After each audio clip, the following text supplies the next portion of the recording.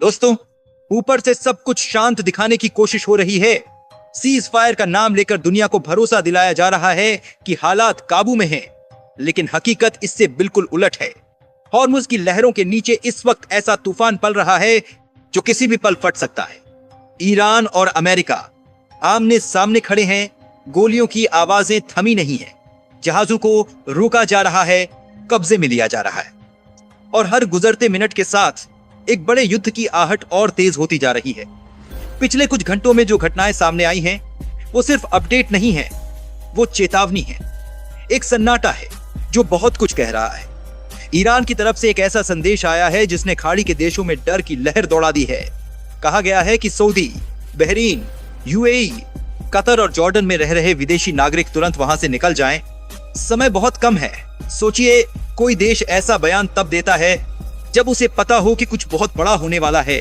Iran के अंदर हालात और भी ज्यादा उबल रहे हैं। सड़कों पर गुस्सा है, आंखों में आग है, और हर आवाज एक ही बात कह रही है, अब कोई समझौता नहीं होगा। लोगों का मानना है कि इस टकराव में जीत उनकी हुई है और अमेरिका अब पीछे हटने को मजबूर है। यही वजह है कि ईरानी सेना भी अब किसी दबाव में नहीं दिख रही, बल्कि पहले से ज्यादा आक्रामक हो चुकी है। और फिर एक और चेतावनी, इस बार सीधे खाड़ी देशों के लिए। ईरान के शीर्ष सैन्य कमांडर ने साफ शब्दों में कह दिया है, अगर किसी ने अमेरिका को अपने आसमान का इस्तेमाल करने दिया तो उनके तेल के कुएं आग में बदल दिए जाएंगे। बैलिस्टिक मिसाइलों का नाम लेकर यह इशारा कर दिया गया है कि अगला बार सिर्फ चेतावनी नहीं होगा, बल्कि तबाही का दृश्य होगा। अब बातचीत की कोई उम्मीद नहीं बची। ईरान ने दरवाजे बंद कर दिए हैं। संदेश साफ है, जब तक अमेरिकी जहाज हॉर्मुज से नहीं हटते तब तक कोई बात नहीं होगी। यह सिर्फ जिद नहीं है, यह उस गुस्से का परिणाम है जो अब काबू से बाहर होता जा रहा है। सबसे हैरान करने वाली बात यह है कि अब फैसले सिर्फ नेता या सेना नहीं ले रही, बल्कि जनता खुद तय कर रही है कि आगे क्या होगा। सड़कों पर लाखों लोग हैं, मिसाइलों के साथ जुलूस निकल रहे हैं। हर तरफ एक ही नारा गूंज रहा है, कोई समझौता नहीं, कोई बातचीत नहीं। यह सिर्फ विरोध नहीं, यह एक उफनता हुआ जन सैलाब है जो दिशा तय कर रहा है। ईरान की सेना भी अब उसी रास्ते पर चल रही है जिस पर जनता खड़ी है। अगर जनता युद्ध चाहती है तो युद्ध होगा। अगर जनता रुकना नहीं चाहती तो कोई ताकत उसे रोक नहीं सकती। सेना, नेतृत्व और जनता तीनों एक ही लय में, एक ही इरादे के साथ आगे बढ़ रहे हैं। उधर हॉर्मुज में हालात और खतरनाक हो चुके हैं। अमेरिका ने भले ही सीज फायर की बात कही हो, लेकिन जमीन पर गोलाबारी जारी है। जहाजों को निशाना बनाया जा रहा है, कुछ को ईरान ने अपने कब्जे में ले लिया है। ईरान साफ कह रहा है, यह हमारा इलाका है, यहाँ से कौन गुजरेगा कौन नहीं, ये हम तय करेंगे। और अब जो खबरें आ रही हैं वो सबसे ज्यादा डराने वाली हैं। कहा जा रहा है कि ईरान ने अपने वो हथियार मैदान में उतारने शुरू कर दिए हैं जो अब तक दुनिया ने देखे ही नहीं थे। नई घातक मिसाइलें जिनका इस्तेमाल अब तक रोका गया था, अब तैनात की जा रही हैं। यह सिर्फ तैयारी नहीं, यह इशारा है कि अगला कदम क्या हो सकता है। इसी बीच एक और संकेत आया है रूस की तरफ से, एक चेतावनी कि अगले कुछ घंटों में हालात पूरी तरह बेकाबू हो सकते हैं। सोचिए, जब इतनी बड़ी ताकत ऐसा कह रही है तो अंदर ही अंदर क्या चल रहा होगा। हॉर्मुज अब सिर्फ एक समुद्री रास्ता नहीं रहा, यह एक ज्वालामुखी बन चुका है जो फटने के बेहद करीब है।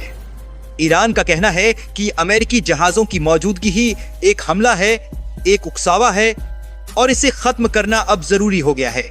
सूत्रों के मुताबिक अगला कदम सिर्फ जवाब नहीं होगा, बल्कि पहल होगी।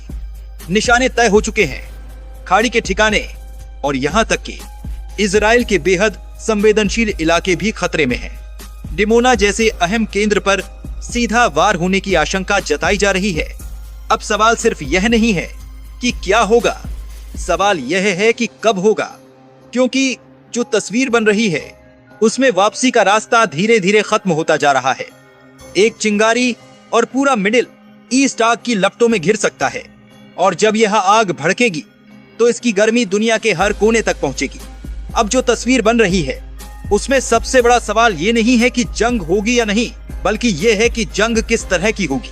क्योंकि इस बार जो संकेत दिख रहे हैं वो सीधे सीधे एक पारंपरिक युद्ध की ओर नहीं जाते, बल्कि एक ऐसी टकराहट की ओर इशारा करते हैं जो धीरे धीरे पूरे इलाके को जकड़ लेगी। जैसे कोई आग जो अचानक नहीं भड़कती, बल्कि अंदर ही अंदर फैलती जाती है। संभव है कि आने वाले दिनों में ईरान सीधा बड़ा हमला करने के बजाय एक अलग रास्ता चुने। वह हॉर्मुज को पूरी तरह अपने कंट्रोल में लेकर दुनिया की सबसे अहम तेल सप्लाई को दबाव में ला सकता है। सोचिए, अगर जहाजों की आवाजाही रुकती है या बहुत धीमी हो जाती है तो इसका असर सिर्फ मिडिल ईस्ट तक सीमित नहीं रहेगा। तेल की कीमतें उछलेंगी, कई देशों की अर्थव्यवस्था हिल जाएगी और बिना गोली चलाए भी ईरान एक बड़ा दबाव बना सकता है। दूसरी तरफ अमेरिका भी सीधे बड़े हमले से बच सकता है, लेकिन वह छाया युद्ध को और तेज करेगा, यानी साइबर हमले, खुफिया ऑपरेशन और अंदरूनी अस्थिरता पैदा करने की कोशिश। यह ऐसा खेल होगा जो टीवी स्क्रीन पर साफ दिखाई नहीं देगा, लेकिन उसके असर बहुत गहरे होंगे। अचानक किसी सिस्टम का ठप हो जाना, किसी महत्वपूर्ण ठिकाने पर रहस्यमयी विस्फोट, ये सब उसी छाया युद्ध के संकेत हो सकते हैं। सबसे दिलचस्प मोड़ यहाँ से आता है खाड़ी देशों की स्थिति। ये देश अब एक चौराहे पर खड़े हैं। अगर ये खुलकर अमेरिका के साथ जाते हैं तो खुद निशाने पर आ जाएंगे, और अगर दूरी बनाते हैं तो अमेरिका का दबाव झेलना पड़ेगा। ऐसे में बहुत संभव है कि ये देश चुपचाप बैकडोर रास्ते अपनाएं, ऊपर से तटस्थ दिखें, लेकिन अंदर ही अंदर दोनों तरफ संतुलन बनाकर चलें।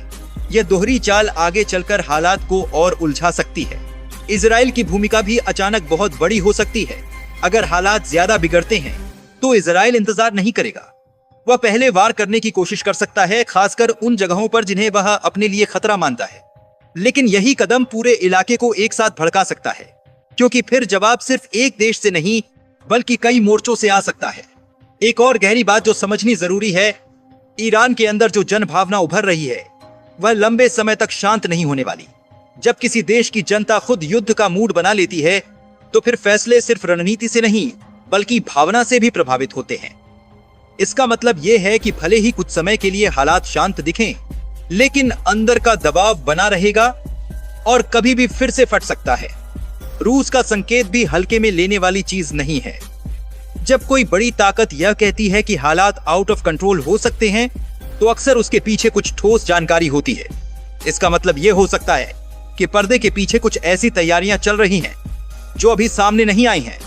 आने वाला समय शायद हमें एक नई तरह की जंग दिखाएगा, जहां हर हमला सीधा दिखाई नहीं देगा, हर जवाब तुरंत नहीं आएगा, लेकिन असर हर जगह महसूस होगा।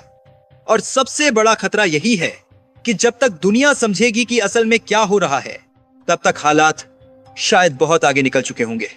कहानी अभी रुकी नहीं है, यह तो बस उस मोड़ पर पहुंची है जहां से हर रास्ता खतरे की तरफ जाता है। और अब जो भी कदम उठेगा वो सिर्फ एक देश का फैसला नहीं होगा, बल्कि पूरे इलाके की किस्मत तय कर सकता है।